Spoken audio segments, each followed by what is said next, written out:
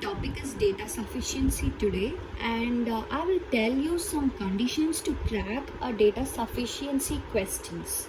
Let's move to the conditions. When you're given a data sufficiency question, I will tell you the format of the question. You will be given a question with two statements, statement A and statement B below the question. So when you're seeing the question in this format, first thing you have to do is check the statement, which is statement A and B. You have to check a statement A and B individually with the question and see whether it gives the required answer. The first condition to crack the data sufficiency is you have to read the question which is given and read the statement A individually. Statement A only. You have to read the statement A alone, so that for the given question, whether the statement A is giving you the answer or not, you have to check that thing, and if it is giving, you just keep it and move to the statement B. Again read the question given. Check whether the statement B alone is capable of giving the answer for the given question. You have to check in this way for the statement A and statement B individually whether they are giving the respective answer. So this is the first step in data sufficiency. And moving to the second step, I've written the statement in the short form yes. So statement A alone sufficient. When a statement A alone is sufficient, when the question provided and the statement 1 is capable of giving answer for the given question. So in that case, statement A alone will be sufficient. When you're clearly in the idea that statement A is giving the answer for this question, you have to straight away cancel the options 2 and 3. Let me tell you why. Because you will be given 4 options, 1, 2, 3 and 4. First option will be A alone is sufficient, B alone is not sufficient. This will be the option 1. And 2, statement B alone is sufficient and statement A alone is not sufficient. This will be the option 2. I have not mentioned, I am telling it, so listen carefully. Option 3 will be both the statement A and B together are sufficient, but neither of them alone is sufficient. And fourth option will be each statement alone is sufficient. These are the 4 options they will be giving you. So when you find out that the statement A alone is sufficient for the given question, you have to straight away cancel the options 2 and 3. You have to go with the options 1 and 4, because in option 2 they are giving that statement B alone is sufficient and A alone is not sufficient. In option 2 it will be given like that format. So when A alone is sufficient, you should not go to the option 2 and 3. You just avoid this option 2 and 3 and move to the option 1 and 4, because option 1 is A alone is sufficient, statement A alone is sufficient, and option 4 is each statement A and B alone, each statement alone is sufficient. So these 2 options only you have to consider. And moving to the next thing is statement B alone is sufficient. When the statement B alone is capable of providing answer for the respective question, you have to go with the options 2 and 3, and you have to straight away cancel the option 1 and 4. You should not go to the option 1 and 4. When you are getting the answer from the statement B, go with the option 2 and 3. Why we are going to the 2 options? Because we don't know whether these two statements together are giving the answer or alone individually are giving the answer, we don't know. So we are keeping two options for both the statement. Upcoming statement we could solve the question.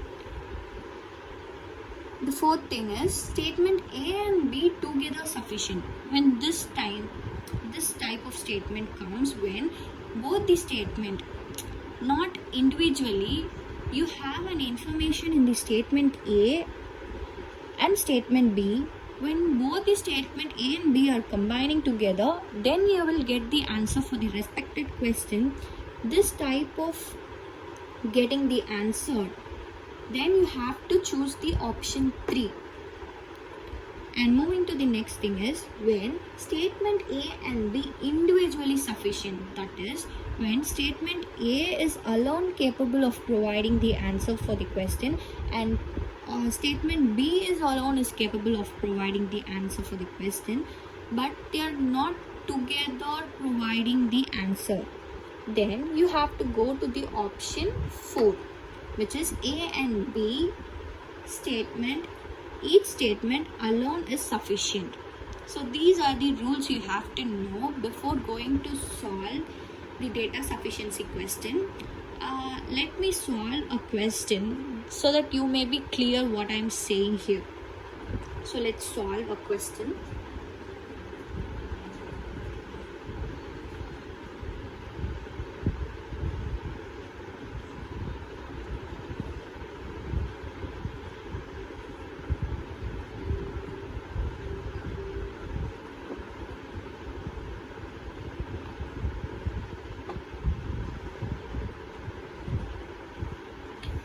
The question we are going to see is,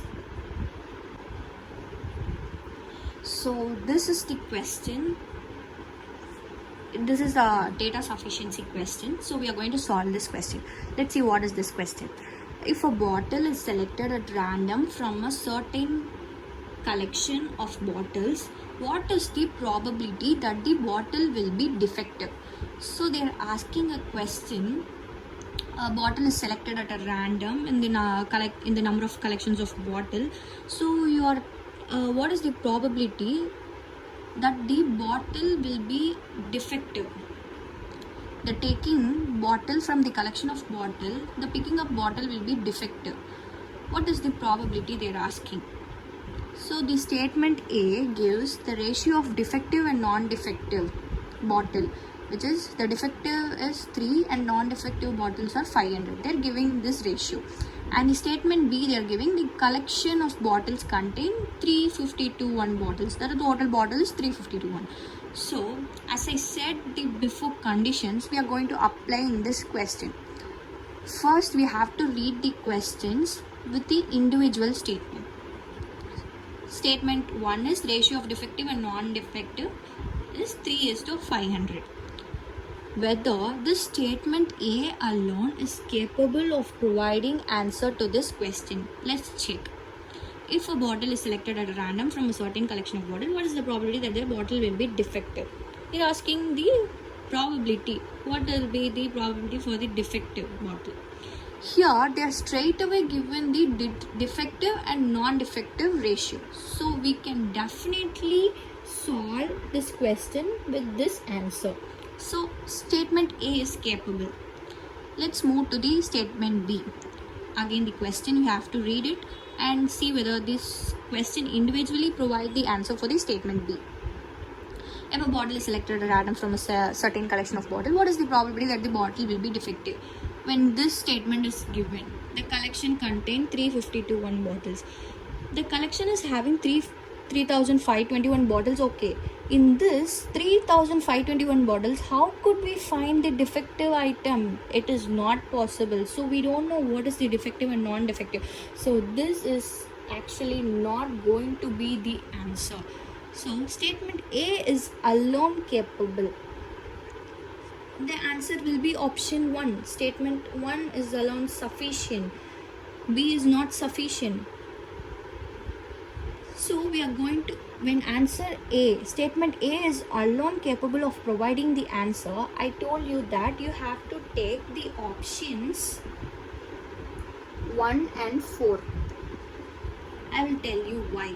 Because 4 is the thing which individually statement A and B will be sufficient.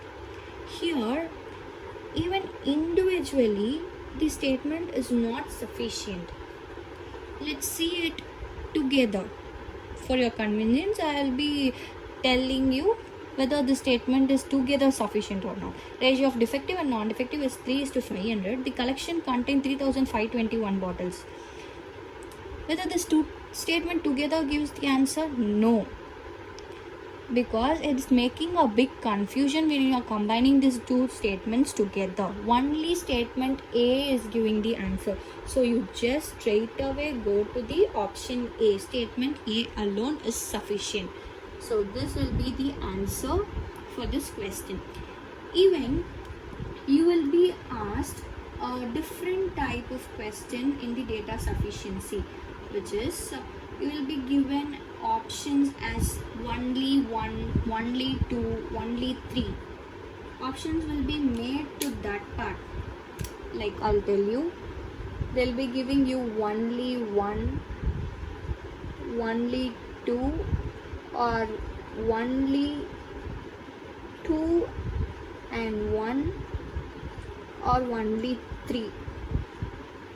This type of data sufficiency option is also available in the question. You should apply the same format what I said for the statement 1 and 2. You just take this one as statement 1 and option 2 as statement 2 and option 3 as statement 3. You individually check all the 3 options and together you have to check, and you will be getting the answer from this type of questions, and that is for the data sufficiency. If you have any kind of doubt in this data sufficiency, you may comment it. I'll be doing it. So like, share and subscribe for more videos. Thank you.